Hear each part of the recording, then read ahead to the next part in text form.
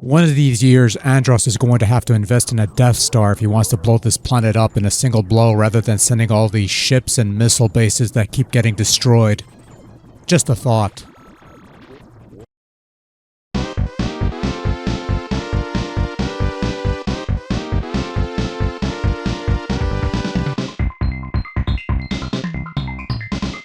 Once upon a time, there was a game called Star Fox. People seemed to like it. So naturally, they developed a sequel called, wait for it, Star Fox 2. And then they shit-canned it because Super Nintendo was old news and Nintendo 64 was the new hotness. So they put out Star Fox 64 and the rest is, well, you know. Now, over the years, the emulation scene would be home to countless Star Fox 2 ROMs floating around the annals of the interwebs, most of these ripped from incomplete prototypes and expanded upon by certain folks, and I never played any of those. No particular reason for it, just never got around to it and never really was that curious to begin with. So one day Nintendo puts out a product called the Super Nintendo Entertainment System Classic Edition, a plug-and-play mini SNES thing that had a bunch of games built in, one of which included, wait for it, Star Fox 2. At long last, the lost sequel that almost was finally saw completion and was released to the masses, or at least those who were able to grab onto these little babies, that is. Nowadays, Star Fox 2 is readily available on the Nintendo Switch Online SNES app, but I'll be playing this on the Classic Edition using the very traditional SNES gamepad, because if we're going to do this, we're going to do this right. Now, unlike a bunch of other people who would have been exposed to past prototypes or reproductions and such and made comparisons between this version and what they played before, I'm going into this with a relatively clean slate since, again, I have not touched that other stuff. And even though Star Fox 2 was made available officially for public consumption in 2017, I'm treating this as a middle chapter between Star Fox and Star Fox 64, meaning let's pretend for the sake of context that this actually saw release in 95 or 96 or whenever it was supposed to be out, and then we got Star Fox 64 afterwards, because I am playing it in that order since it makes the most sense to me at least. And also, the only question worth answering here is whether this is a worthy follow-up to the original Star Fox. I'm excited for this, so let's dive in. Star Fox 2 veers somewhat differently from its predecessor in that rather than hopping from level to level along a given path with slight deviations, you've got free reign over where to take your fighter squadron, comprising yourself and a wingman that you could pick from a pool of 6.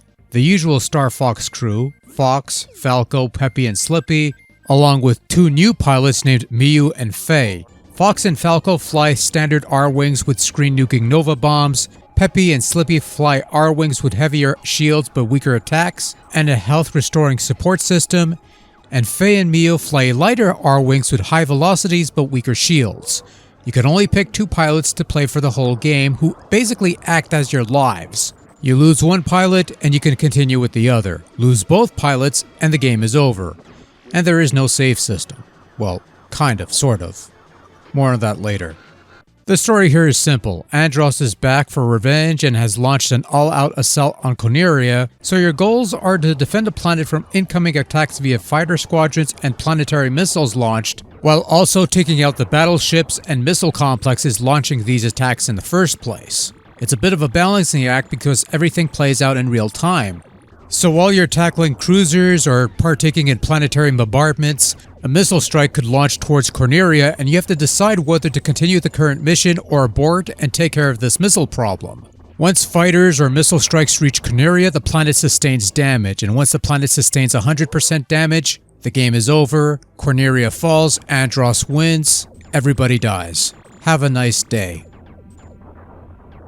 Now on top of all that, Andros will send other foes to detour you from your objectives. These include special boss encounters, members of the rival Star Wolf Squadron, and sometimes this includes purging viruses from Corneria's planetary defense satellite, which can take down some missiles, but when infected, can be used against Corneria to deliver massive damage to the planet. Once you've taken out all the planetary missile bases and battleships and anything that could pose a threat to Corneria, it's off to the Androsian battle station where the final battle with Andros awaits.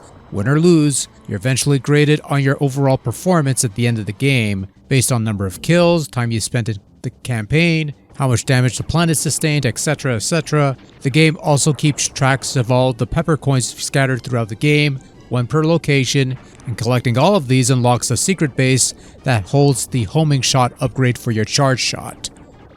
Star Fox 2 boasts 3 levels of difficulty, which, among other things, determines the amount of opposition you'll have to contend with. It's worth noting that not every planet houses a missile base and the game changes locations each time you play, so repeated playthroughs are required if you're going to nab them pepper coins to enable that homing shot storage base or whatever it's called, I don't know. Normal and hard difficulties are available from the get-go, while expert is unlocked by beating hard with a B ranking or higher.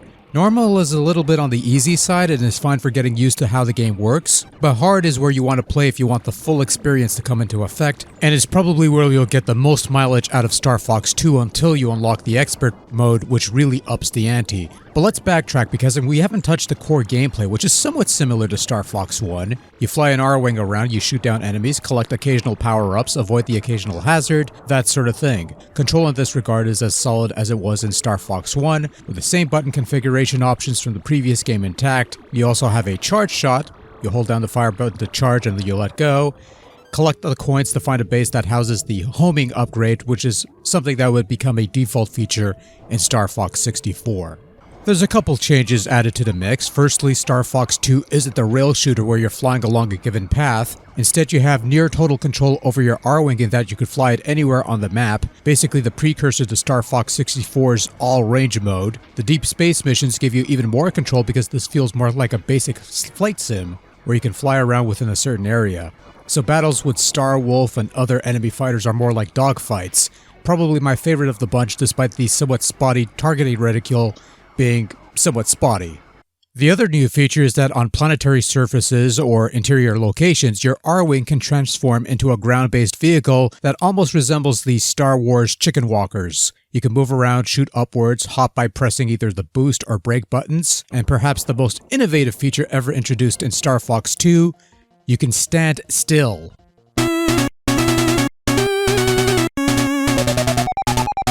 Clearly the height of Star Fox gaming excitement right here, folks.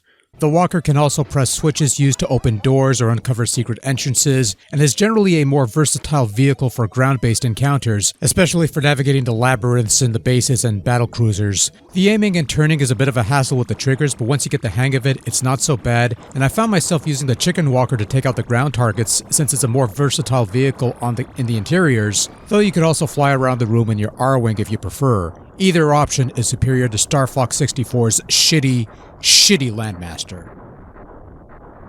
Star Fox 2 sees something of an improvement over the previous game in terms of overall performance. The frame rate, for example, is slightly better in some regards, though still largely somewhat choppy in others, particularly anything involving interiors. All the 3D objects are still basic solid objects made to resemble some semblance of spacecraft, but some of the ship designs are actually neat looking in a primitive sort of way, and there is some texture work applied to some of these things.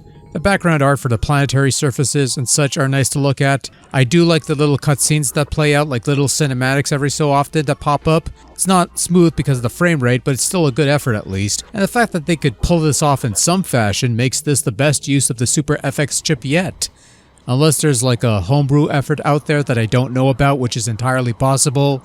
And no, MSU1 does not count. That's a different thing entirely.